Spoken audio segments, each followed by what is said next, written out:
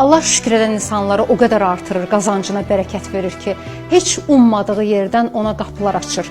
Şükür etməyin faydasını, dadını bilən insan şükür etməkdən əl çəkə bilmir. Və insan gün ərzində qeyri-ixtiyarı əlin göyə qalxır, Allah Taala'nın göndərdiyi hər balaca nemətə görə, ruziyə görə, sənə olunan xırda yaxşılığa görə belə deyirsən ki, sənə sonsuz şükürlər olsun.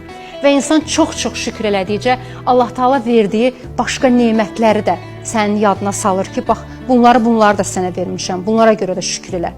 Allah özü açır səndə onu, özü açmasa mümkünsüzdür. Allah Taala bax o ilahi icazəni hər kəsə nəsib eləsin, ilahi icazə mütləqdir. Siz elə bilirsiniz, biz öz başına əlimizi göyə qaldırıb şükür eləyirik, biz öz başına oturub Allahla danışırıq. Allah icazə verməsə, biz Allahın adını belə dilimizə gətirə bilmərik. Elə insanlar var ki, Allah Taala bilirsiniz onlara nələr verib, amma bir dənə əlin göyə qaldırıb şükür eləyə bilmir.